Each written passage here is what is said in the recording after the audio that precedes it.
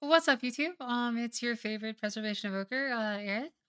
I hope that you've all had very happy holidays at the time of this video. It is the 28th of December, so I just got finished celebrating. I had a great time, and I hope that you all had the same.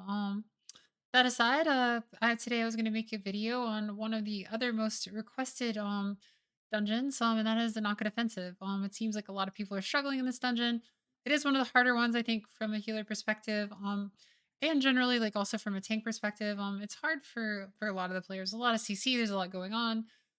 So today I'm going to be teaching you how you can be successful as a healer, specifically a preservation evoker. In his keystone, a lot of what I say, of course, does translate to other healers. So even if you're not a preservation evoker, I'm sure that there will be something here for you. With that said, let's just go ahead and hop right into it.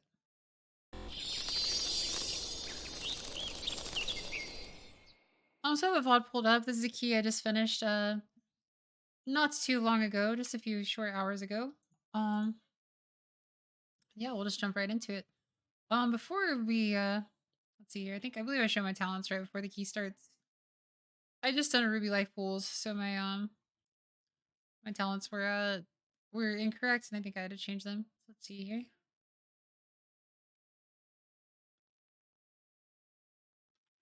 So here we go. So this is the build that I would strongly recommend that you play for Knockout Offensive. For a number of reasons. You have a lot of spread damage.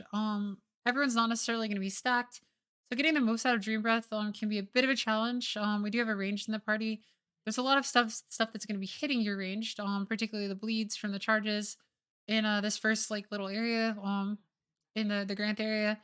And so for that reason, I really like this build. Empath just seems to play incredibly well in here. Also, I did just get Forset. I'll be doing a full guide on maximizing your damage with Forset and getting the most out of your two set and four set in general.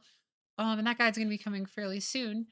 Um, but I will say that this build, the more I play it with two set with four set, it does seem to be coming out like kind of head and shoulders above the rest. There are definitely still specific dungeons where I would avoid the empath build. I talk about that in my complete build guide where I recommend a build for every single dungeon. You can find that on my YouTube as well. But that said, this is the build that I would go with. We get a lot of synergy between our reversion, our empath, and getting the extra essence. And yeah, if you want a more detailed breakdown of this build, feel free to watch that video because I do go pretty in depth. It's a fairly in depth video on the various builds you can play. So yeah, with that said, we're off to the races. You can go ahead and skip ahead. Oh, just a little detail here. This applies to anyone. If you want to get the absolute most out of dragon riding, this is the basic rotation to get the maximum possible speed. So you're gonna do jump. You're gonna hit your barrel roll ability, angle slightly downward, and then you just press your surge forward ability off cooldown more or less. And that is the fastest you can possibly make your dragon go. This is the min max right there. So we choose to pull the patrol first. This is usually a good place to send your list, whether it's tyrannical or fortified. It is fortified this week. A lot of this trash does hurt quite bad. So going into this first pull, I'm looking to get off my damage as quickly as I can. I'm going to enter into an immediate um deep breath, fire off a fire breath. And now this is something I'll talk about in my DPS video. After you get that fire breath, you don't want to immediately consume. You'll notice up here I have a leaping flames buff. Because I'm expecting the leaping flames. You don't want to consume that buff immediately, dealing damage. If you have the foresight, what you want to do is you want to first of all build up some healing in your Scarlet adaptation. So we're looking to fill up our Scarlet adaptation. We're also looking to use echo reversions to get a foresight proc. So you'll see me here go ahead and putting echo reversions on players. I dispel the bleed. That's a big thing that you can do. So you don't want to dispel the bleed on one. These guys are going to do a charging ability. You'll see him charge over to give our warlock a second stack of the bleed. If you watch, there it is. The war spear charges over, and now his stacks go from 1 to 2. At this point, it's like that is a very scary place for your range to be. You want to dispel instantly, and they need immediate emergency healing. This is the most dangerous ability that this trash does. as far as like from a healing perspective, unavoidable damage. So you always need to be on top of that. You always need to have a plan. As a healing evoker, you want to make sure that you're echoing a reversion. You can echo, avert, and embrace, and dispel as soon as it gets to two. Don't dispel on one because it's easy to heal through. Two is when it can become fairly lethal. Now going back, remember we do still have our leaping flames buff. So we were waiting for this proc. And so this is what you get from your foreset. Occasionally, you'll get a proc that makes your next living flame instant and deal 20% more damage. We've also filled up our Scarlet adaptation at this point, quite a bit from doing some healing. So at this point, it's safe to go ahead and just fire it off. You always want to use your leaping flames with a tier set proc every time, every time. There are ways to min max this, and I'll talk more about this in my damage video. Like I said, that's coming very very soon. But for the time being, that's a pretty good place to get started. So once we fire that off, we go back to putting echo reversions on people. I'm gonna go ahead and echo and then dream breath. I know that he's probably gonna get hit with another bleed, and he's still bleeding out. So echoing that dream breath, having an echo reversion, having 4 hots on the player who is effectively going to take the most damage, who is the range DPS, is usually a pretty good place to be. Yeah, other than that, we're just sending our Azure Strike as a filler and for target, and then just, keeping everybody topped off. A little bit of an interesting stasis here. Not too powerful. Could have put better spells in it. Also just didn't necessarily need to. Um, you'll see that I'm pretty much never letting myself overcap on essence if I can help it. Spending it as much as I possibly can. The pool's dying. I should probably just be spending this essence immediately. Doesn't look like I am. But yeah, in this position, that's a slight mistake. You never want to overcap on essence with this build because you're so flush with essence. Every time that you hit the spirit bloom, like you're just getting more essence. So you're always wanting to echo. You're always wanting to cash those in for reversions. You don't want to overcap on reversions either. And just keep as many people coded in those as possible. It's going to give you more 4-set procs. It's going to fill up your Scarlet adaptation. It's more damage. It's more healing. Everything just flows very very well with this spec. The more echo reversions that you're getting out. Um, and on this trash in particular, it's just incredibly strong. So you'll see me. I'll start to spread some echo reversions, spending as much essence as I can. Trying to save my lock here. Okay, so here's another thing. I was unable to get a good line on this bird. The lock is definitely not in a very good position here. I probably should have counted the lock to be a little bit closer to melee. At least close enough to where I can easily, hit him without like having to just run over and like take some weird angle to get him in my dream breath and that kind of thing. I also do have outplay for this Ohuna when it fixates. And that is the next major mechanic you need to be aware of in this trash. This Ohuna, if it seems like, oh, what happened to my DPS? They've just died. There's a good chance that they had a bird fixated on them. So when this Ohuna fixates, it will come over and it will just melee one of your players to death. It is incredibly overtuned. I mean, that thing just like murders. Um, we did have like a little bit of a breach in communication there. I said I could knock. He unfortunately took a line or it's like moved in a direction that made it so that I had nowhere to knock except for kind of the direction he was going in. Unfortunate, but it is what it is. There's just definitely something to be aware of. Those can also fixate you as the healer, um, or anyone. So just make sure that you are very cognizant of that at all points in time. Ooh, dropping very very low there. See, that's the Ohuna fixating me. Whoops. That's the Ohuna fixating me. I get drops to like literal 1%. I think just staying away from these Ohunas like as best you can at all points in time is probably ideal. And that's a pretty bad overlap. It's actually quite lucky that I managed to live here. Um, I do go ahead and Emerald Communion. It's pretty good use, I think. Top the whole team, just kind of get myself out of trouble. Everything sort of plays together. And yeah, the rest of this trash in this whole area is much the same. You got a lot of random spike damage. Every time you take that random spike damage, not to sound like a broken record, but you're gonna echo, you're gonna reversion, just like I did there. You're gonna try and maintain echo reversion on as many people as you possibly can. Every single time that you use your flame breath, you're gonna fish for a proc. You're gonna get the proc. You're gonna ship the proc. And basically the this particular trash is fairly easy. It's fairly straightforward. If you do find that you're losing people to heavy single target damage, I would just say, just make sure that you're always getting that good reversion, that you're always like saving the verdant embrace for a moment when you absolutely need it. Don't just verdant embrace like for quote unquote value. You want to kind of sit on that a little bit, because a lot of times like if there's no immediate threat, like if someone gets dropped to 50 and then one of the archers is targeting someone else, you don't necessarily need to ship the verdant embrace because it might not be an emergency.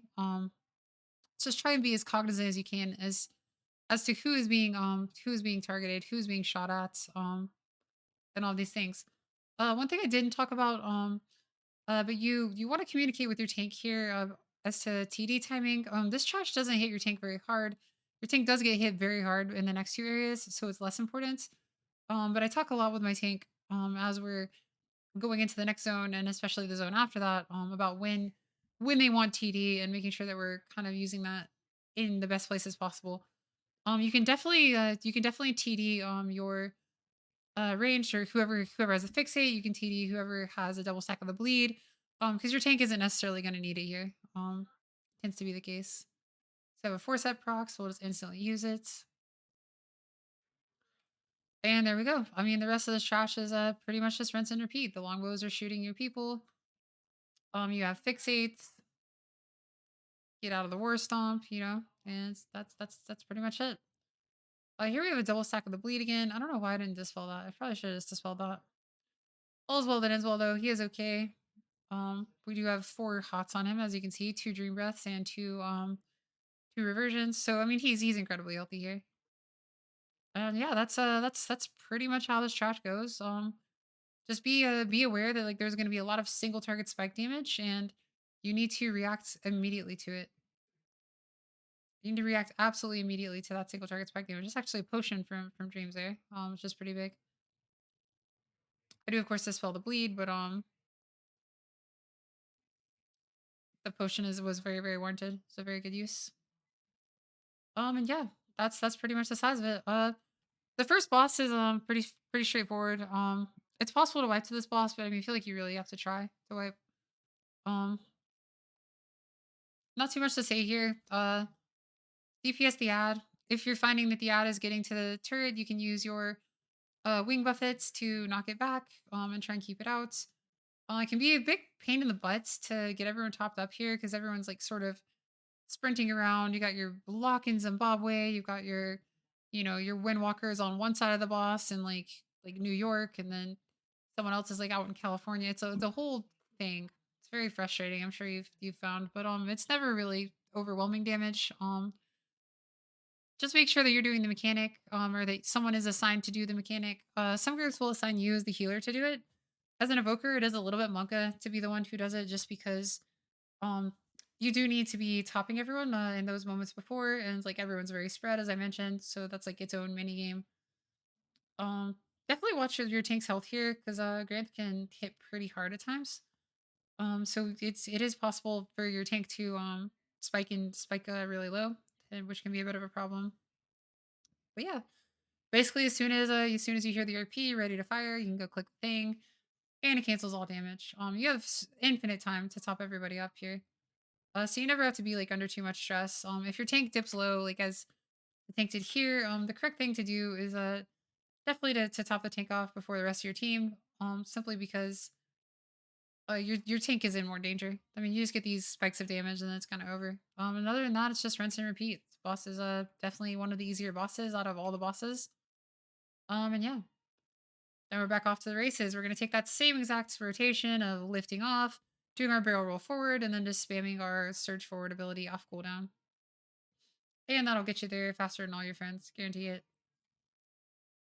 This trash can be a little bit challenging. This particular pack's not so bad. It's just a lot of damage. You want to look to get as many echo reversions out as possible. Sound like a broken record again. But we are going to use our echo reversions. We're going to fire breath off cooldown. We're going to always send our leaping flames with a proc that we get from tier because we've echoed so many reversions. There you go. You'll see I'll send the leaping flames. And yeah, this first pack's not too troublesome.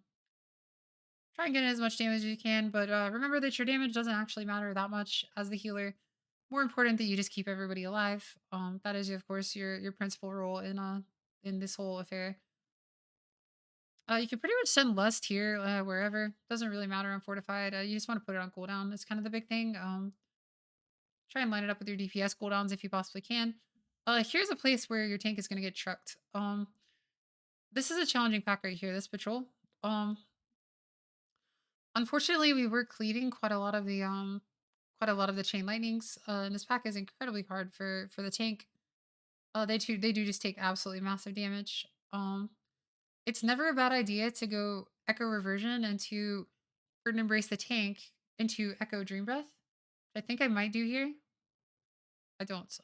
That would have been a really good rotation. But having the 4 hots on your tank for this pack is definitely a good idea. I think moving forward, I'll always put all 4. I think not echoing the tank before this is definitely a mistake. Just because they can suddenly take a lot of spike damage. Yeah, they're just dead in that spot. I remember this happening.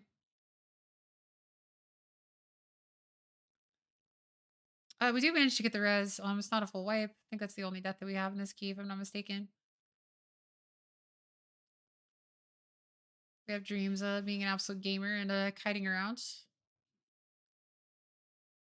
Yeah, definitely a very dangerous pack here. This patrol is, especially with no cooldowns, because everyone was holding for Lust because we knew we were about to send Lust after this. But yeah, you treat this trash with every bit of respect you possibly can. It's important to hold on to the Spirit Bloom until you can't hold on to it anymore. Try to get by on the Dream Breath and Echo Reversions if you possibly can, and then Spirit Bloom, like as a last resort, tends to be pretty good for some of these packs of trash. So here we got some kicks. Make sure that you do have your kicks assigned for these packs. We have a lot of burst damage. The Totemic Overload is going to explode, dealing massive damage. Some of these Storm Bolts will inevitably go off. They do not one shot on this key level. It is possibly that we do get to key levels where they do one shot. Um, and yeah, other than that, just kind of power through. There's definitely some challenging trash in this area, but it's nothing that you can't overcome with some well placed kicks. Stasis is always good. Every single pack, you can just immediately do like your standard stasis rotation. Of going, say I did it backwards here. You can go stasis. I had to Verdant Embrace when I did, and I didn't have it up at the time. It's okay if your stasis isn't perfect. If you get a Spirit Limb in there, it's gonna be really really powerful regardless. Um, so just keep that in mind. It's like don't focus on having a perfect stasis every time. Like sometimes things will get a little bit botched because like, oh, I'd really like to go into stasis so that I can cast a Spirit Bloom. Um, and that's definitely something I think I should touch on really quickly. The most important spell that you can have in your stasis is Spirit Bloom.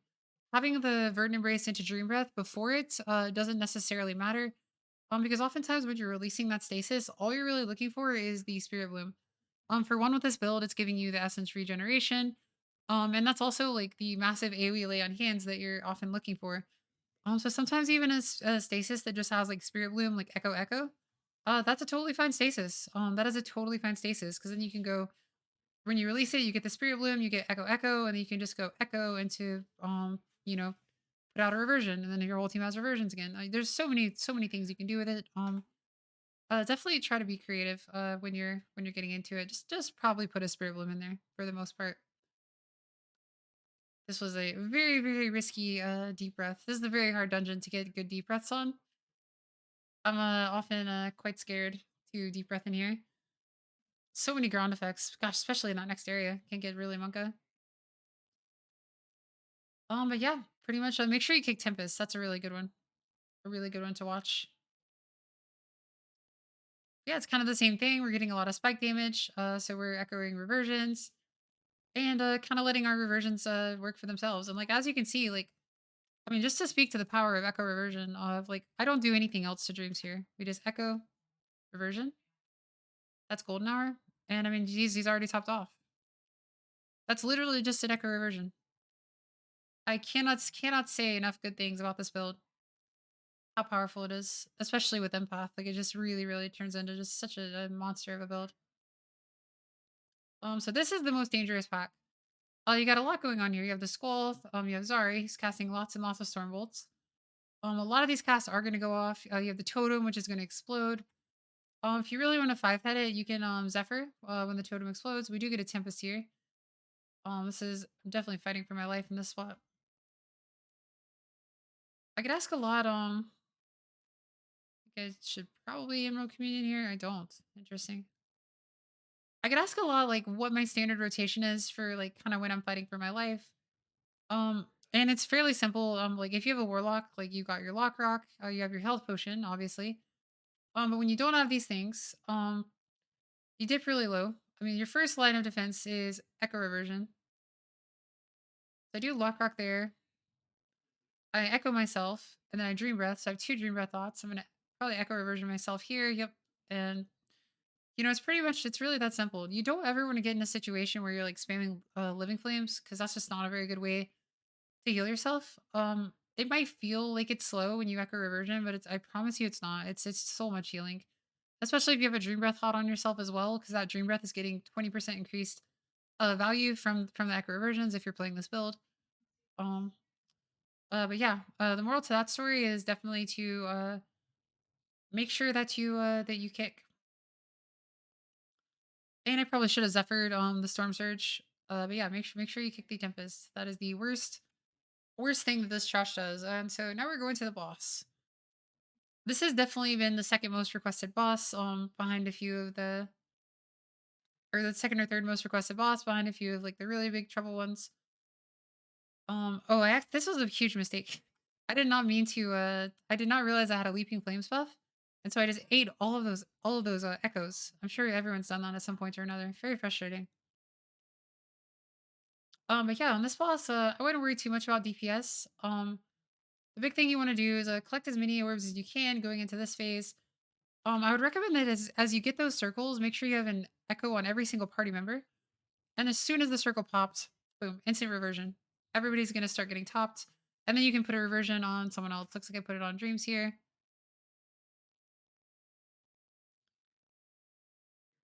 And it's probably a bit of a mistake that I don't Spirit Bloom there just to get some more essence. I choose to instead start doing Living Flames on the boss to try to fish for some essence procs. So let's see how we handle this first storm. Okay, I actually did not mean to wild charge heal to this person. I was trying to hit myself.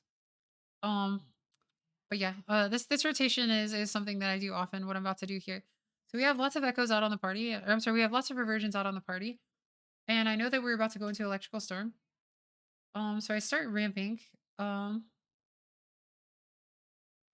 I start putting out some echoes, and then I do my verdant embrace, and I go into an instant emerald communion. This is a good way that you can just like kind of batch test for a little bit. You don't have to worry about anything while you're in emerald communion. Um, and then after the emerald communion ends, or while the emerald communion's happening, you're able to collect a lot of orbs. And then as soon as it ends, you can go into a stasis, go into a dream breath, and a spirit bloom. And I just go ahead and choose to release it there, knowing that we're about to get the circles again. So just to reiterate, like how we healed that. Let's go through it step by step. So going into it, we're gonna put an echo on each party member. I actually put this echo, so this is something that can happen. I have not incurred an iteration of healing yet from the living flame. So when I echo the rogue, it echoes a living flame onto him, which is very frustrating. But you got to be mindful of that. So as you can see, I put an echo on the rogue, and it shoots out an additional living flame. Slight mistake. Just have to like wait until that living flame lands. If you're going living flame into your next spell as echo, you have to wait 1 second. It is a little annoying, but it is what it is. So I do go echo, echo, verdant embrace. I'm sorry, I go echo, echo. I pop stasis. I go verdant embrace, emerald communion. I pick up as many orbs as I can while emerald communion is happening. Then I go dream breath, spirit bloom, top up the rogue before he dies, and then press my buttons again. So the rogue did cheat there. The reason the rogue cheated is because that echo got absorbed by a living flames, and so he was not a part of the emerald communion ramp. It is what it is. It's kind of frustrating. But that's just a class mechanic that you have to get used to. So same thing. We get the circles, so we go into echo reversion mode, trying to just echo as many people as we possibly can. When you have the essence and someone is in range, it's okay to go ahead and just spend it. You never want to overcap on essence, as I've mentioned with this build. You want to be using it as quickly as you possibly can. Anytime you overcap, it is not a good thing. So same thing. Oh, one other note. You see dreams like coming clear on me there. Try to clear as quickly as you possibly can, and also try to talk to your team and make sure that they know. Hey, I'm under a lot of pressure on this fight. So if you guys can be responsible for calling the clears, if you can be responsible for thinking about like when we're clearing, that would be really good. As the healer, I think you need to take on the mantle of calling the clears and being the one who says, "Hey, we need to clear soon," of finding your partner during like regularly scheduled trash. But then in like high intensity boss fights, I think it's that is when the DPS really need to step it up and be the one who is doing that. So there's some give and take. Make sure you're communicating with your team. Dreams was really good there about stepping up and making sure that I had a clear partner and came to me and made sure that everything was good. Yeah, so same basic thing. We're going in our maintenance phase here. Um, where we're not too worried for our team and we're just keeping everybody topped off. I do a little bit of living flame healing here and there, mostly just to get procs if I can. And yeah, every time one of those circles comes out, get as many echo reversions as we possibly can. And that pretty much will coast you through all of that. You never need to commit a spirit bloom to that phase. You never need to spirit bloom during that phase. I see a lot of people spirit blooming, wasting these very valuable resources when electrical storms are coming. Don't do that. Just echo reversion. You have all the time in the world to top people after that. Just don't panic. Keep your head on straight, and you'll do fine, kid. So here's the second electrical storm. For this one, we go ahead and we go echo echo for an embrace. We're gonna charge up a spirit bloom. We're gonna put out a dream breath, and then we're gonna rewind. And then we just go back to echoing reversions while rewind is rolling, and the storm's over. Rewind is very strong here. Just don't make sure you don't rewind too early. Try to rewind like in the middle if you can. It's really the only thing I would caution you towards. Sitting here waiting on essence here. I just mentioned it's how hard it is to run out of essence. You know that you're down bad when you're running out of essence on this boss with this build. But yeah, other than that, not too much else to say. You can always time dilation one of your DPS if you're going into those circles and they're not topped off. I think I did that a couple times here. I don't think I mentioned it. Um, but yeah, be aware of the fact that you have time dilation. Be aware of the fact that you have two walls and a way to like give yourself massive healing through a storm in the way of renewing blaze. And yeah, that's pretty much it. Worth noting that you will get a third storm on Tyrannical. For the third storm, you'll have back your stasis. And stasis should be well enough to coast you through, especially assuming that you have put out a lot of echo reversions going into the storm. You can go stasis, or you can go like have all your echo reversions. You can go into your stasis, do your standard burn embrace myself into dream breath, into spirit bloom, or into spirit bloom into dream breath if your team is too low. Echo some reversions, let people get low again, then release it. On this boss, I would recommend that you put the dream breath on 2 minimum for the purposes of this ramp, or for the purposes of this stasis. And yeah, that's pretty much all there is to know about the Tempest boss. And now let's go forward. The next trash is some of the hardest trash in the dungeon, I think. See here, this is looking to be a pretty long video, but I think it is a very hard dungeon, so it's worth talking about. Be very careful deep breathing in this area. Everything will kill you while you're deep breathing. Those frontals will kill you. Um, there's just so much to look out for. Always prioritize staying alive to dealing more damage, especially as the healer. You're the one member of the group that if you die, everything is over. So don't die ever. That is the best advice that I could give you. Um, but yeah, this first pull, like not really a lot going on. Just kind of kill it. Doesn't do much. Now these pulls are pretty much all the same, so I'll try and just talk about them individually. I'll try and talk about them in depth, and then we can kind of skip through the rest of them. So basically, there's going to be one name mob in each pack. This one's name is Gate Maw, and it's going to do a Deathbolt volley. This is very important to kick. The other stuff you can kick, but I think being that your kick is very long, you want to make sure that you're getting it on a Deathbolt volley that is probably going to go off. So keep your eyes on the kicks. Try and make sure that like this is covered. If no one's calling kicks, be the person who stands up and says, um, like Warlock kick next, Rogue kick next. You can be that person. It's Fairly straightforward. Just look at your kick tracker. If they have a kick available, just say their name and kick next. Nothing really to it. This trash is gonna do also aside from the death bolt volley, is gonna do a mortal strike on your tank. The mortal strike can murder your tank's face. It's really, really bad. It's also gonna make you do less healing to them. So in this particular area, you want to always be echoing reversions on your tank and then echoing a dream breath. Very straightforward rotation, echo reversion, verdant embrace them, echo into dream breath. And try to time dilation at a very valuable time. You want to make sure that your time dilation is going out at a time when they're probably gonna die. So yeah, see how we handle this. We go echo, reversion, echo, a time dilation there. And I verdant embrace myself. And let's see if we do it. We just do a regular dream breath. I probably should have echoed that dream breath, but I knew I needed to go get my soul, so that's probably what I'm thinking. But as long as they have a mortal strike on them, like it's never a bad thing to have a two dream breath hots on them. It's very hard for them to die. So we did put all of that in a stasis. So we can just do it again when we need to. We're gonna always keep echo reversion, 100% uptime on our tank if we can. Try to keep as many as we can in general so that we get as many 4-set procs as possible. And yeah, the rest of this trash is pretty much the same as this pack. One major tip that I would give you is see, I think we choose to dispel our tank here. We do. Oh. One major tip that I could give you is to decouple your stagger from your dream breath.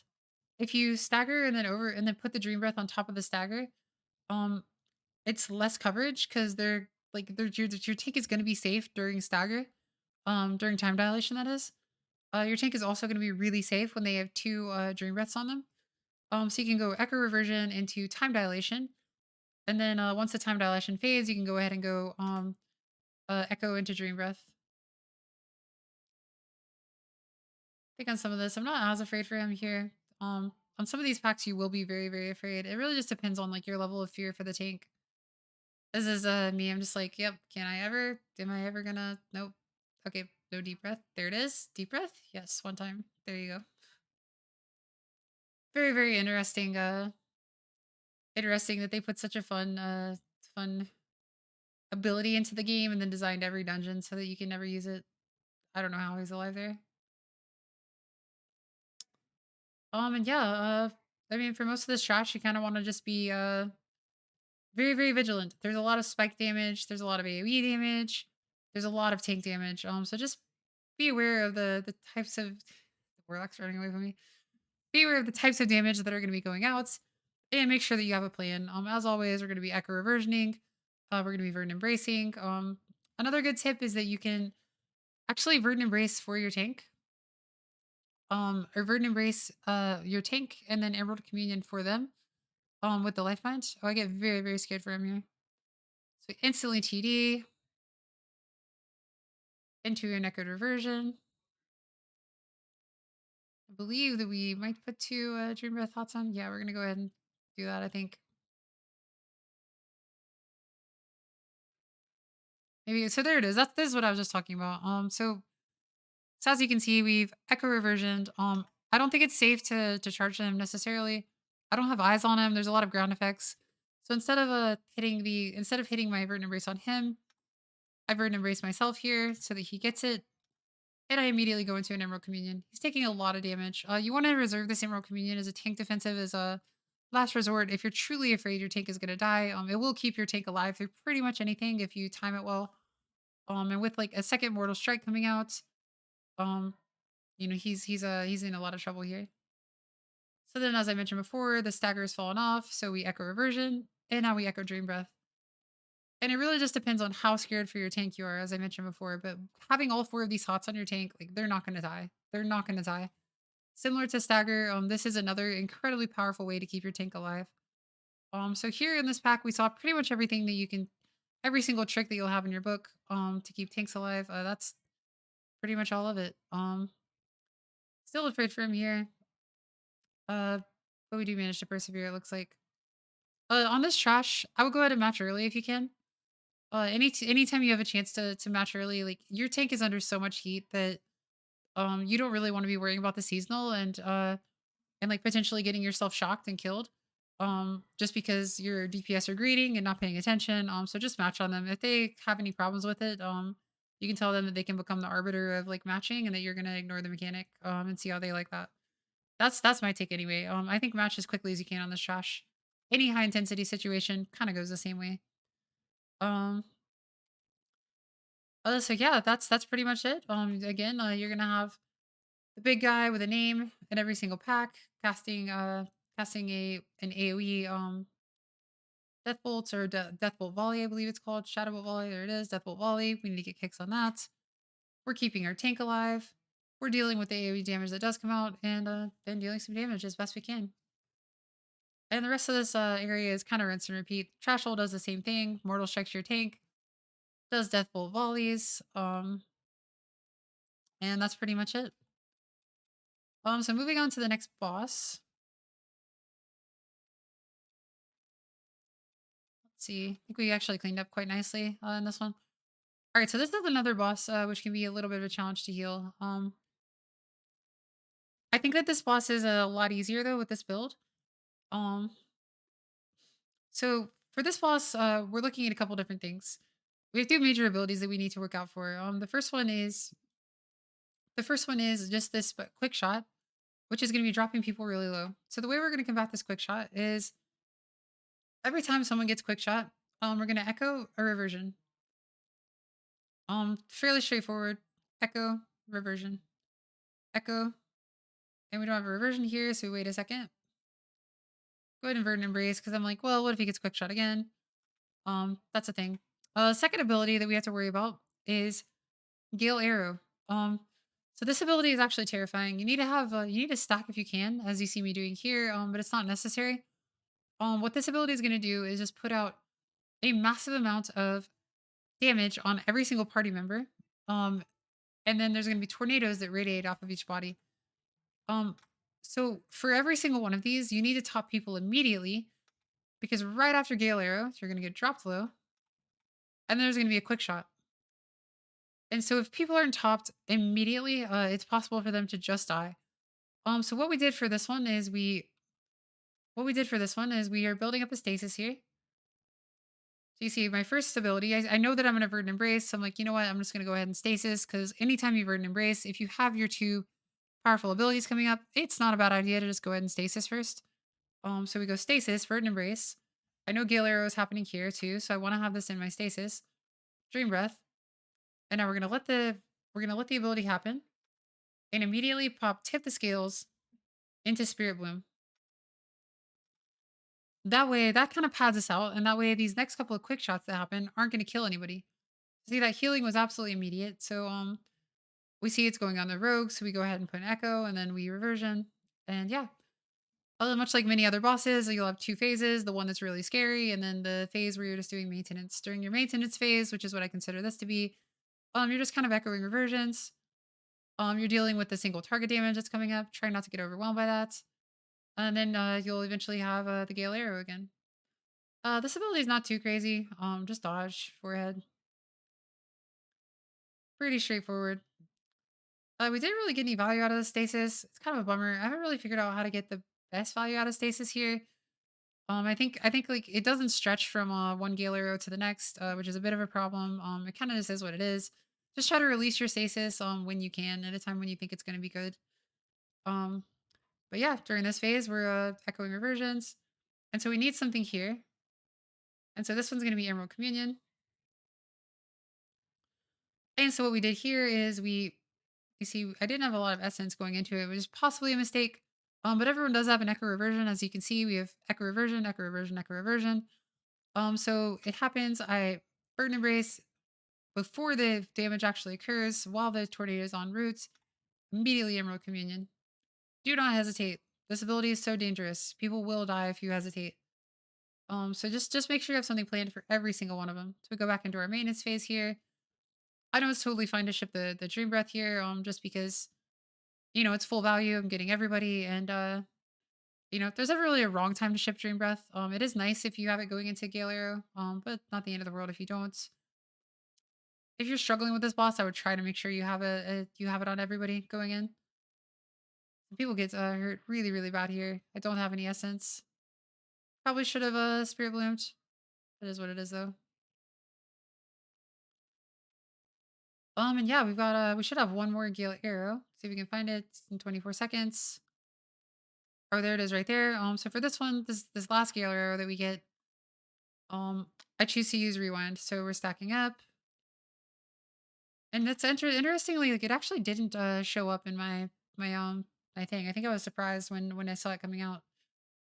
I believe I wall this one because I'm not at 100% health and a renewing blaze. And yeah, it's gonna come out, hits, and I immediately, without any hesitation, soon as that hits, pop the rewind, and you'll see everybody going up really high. I think the rogue like was too far for the rewind. Maybe not sure where he was. Why he's so far away? Oh yeah, that's definitely a mistake on the rogue's part. I would Okay, don't do that. That's I don't know why he's going over there. I mean, I get getting away from everyone, but you definitely want to be in range of the raid cooldown. You know. So yeah, he actually doesn't get the rewind buff there. Interesting. I don't think I noticed at the time. I probably did. I just don't remember noticing it. And yeah, the rest of the fight's pretty much over at this point. It's more echo reversions, and that's pretty much it. There is a shortcut if you just hug left here, and you can fly straight over and just land on this little precipice.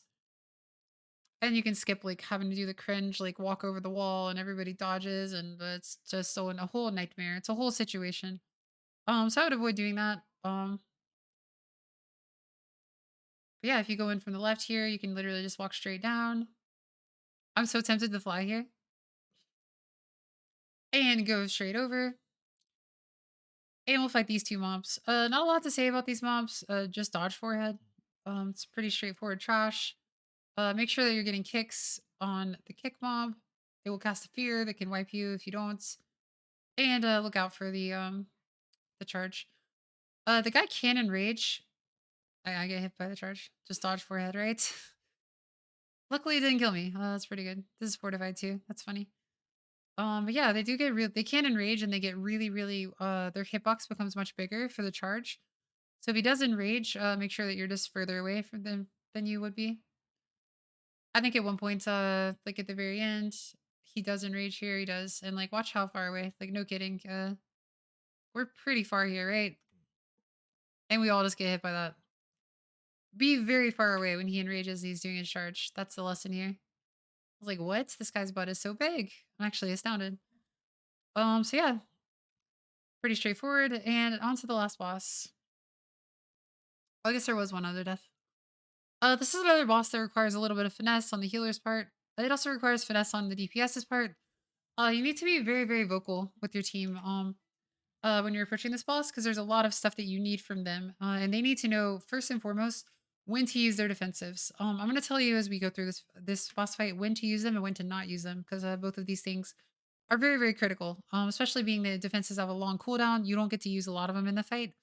So you need to use them in the most important places you possibly can. So yeah, let's see. Everybody is assigned a kick here. They give me triangle, I believe. And so usually what I'll do is I will go ahead and set that as my focus. There's going to be this spike damage into a charge. It's not dangerous. Don't use a defensive there. It's not going to kill you. Make sure you keep echo reversions on the tank. This guy does chuck. He puts a bleed on your tank. That's a good time to stagger in P1 when your tank has the bleed. This is the second bleed. I dispelled the first one. You can dispel one. I think dispelling the first one was not good because my tank was in last stand. I should have let him sit the bleed in last stand and then dispel the second one. Probably just something to think about for next time, and probably something that I would recommend that you do. Don't dispel that first bleed. Let them sit in their cooldowns and then dispel the second one, or just communicate and say, "Hey, I can dispel a bleed. When would you like me to do that?" You don't need to use a defensive on this either. Just dodge the other players. If you overlap, you die. Get another rending strike. And yeah, just this first phase, pretty easy. Not a lot going on. Keep echo reversion on your tank at all times. Keep dream breath on your tank during the bleed, or dispel the bleed. You can also TD the bleed. And that's totally fine. It doesn't look like I choose a TD here. I don't know. How did I get hit here? That's kind of monka. Be away from the charge. Yeah, the charge is a huge hitbox, as you can see. I mean, that's just like almost egregious. It's very, very big. So yeah, as you can see, be very, very far away from him. During those moments, might have been a learning, teachable moment for me as well. And yeah, that's pretty much it. I wouldn't. You probably can Zephyr on Tyrannical, one of these in P1. Um, Not really the end of the world. I start to channel a Spirit Bloom. I think better of it, and instead just choose to echo a lot of reversions. I want the echo reversions going into this phase. This particular bleed is just destroying the tank. So I go into an immediate stasis. I've been assigned triangle. At some point in the fight, I did set it as my focus. I don't remember doing that. But I guess I did, knowing that it would be my kick. So I go ahead and I put a dream breath out, and I go over and look to get a kick. It seems to be coming in, so I get my kick, so that it comes in. I'm immediately going to tip the scales into a Spirit Bloom. So now I have a Dream Breath and a tip the scales Spirit Bloom. And I think I just go ahead and fill up my stasis with a Verdant Embrace. Not the most ideal order to have the Verdant Embrace after the Dream Breath. But again, it doesn't particularly matter. So one trick you can do is if you're holding it for 10 seconds, you can just Verdant Embrace again, and then the one inside of your stasis will be buffed. But also, it's not the end of the world. Anyway you slice it, everything's pretty much gonna work out. Stasis is just so much healing that it's kind of fine. So I'm echoing as many reversions as I can. I do release the stasis. It looks like I did not buff that one with a Verdant Embrace. Definitely a mistake. Something to think about. But again, not the end of the world. When you have a warrior tank, this conductive strike can be spell reflected. In this next phase. Um, so that is something that you can tell your tank. They can actually take the debuff and then spell reflect the actual hit. Um, is another thing they can do. I think it does more damage that way. If I'm not mistaken, a warrior expert would have to weigh in on that, but I believe that is the way it works. That's how I've been told it works anyway. I've just never done it myself, so I cannot confirm that. So here's where you're going to be allocating your defensives. I've talked about a lot of the places to not use defensives. This ability, Static Spear, it's going to put a circle around one player. It's going to grip everyone in. Everyone's going to take massive damage. It's going to one shot some players in your team. It will one shot on Tyrannical. So you need something for every single one of these. So we see the spear coming out. We're gonna Zephyr, and then top everybody.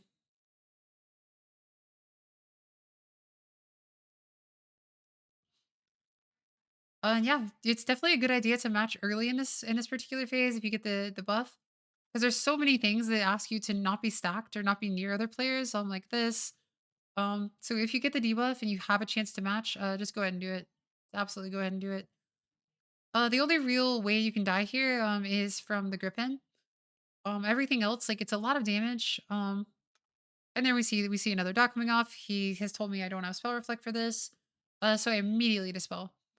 If you don't immediately dispel when he does the second part of it, Thunder Strike, it's a wombo combo and it kills him in one hit. Not good. Just make sure you're talking with your tank as you go through this. And yeah, that's pretty much it for P3. Here's an interesting trick. Here's a place where I would be telling my team, hey, use your defensives. But since it's a rogue, they can wait until the very end of the cast and just vanish. And it just cancels the mechanic altogether. Super big hack. Rogues are incredibly useful. What else is new? Water is wet. And with that, we will wrap up the dungeon. And I think we got a few people that are portals here. So that's, my friends, is how you heal a knockout offensive. So you can go back over to my other screen. Got a nice necklace for our efforts. We love necklaces, don't we, chat? Never rings. It's always necklaces. Let's head back over to the hanging out screen.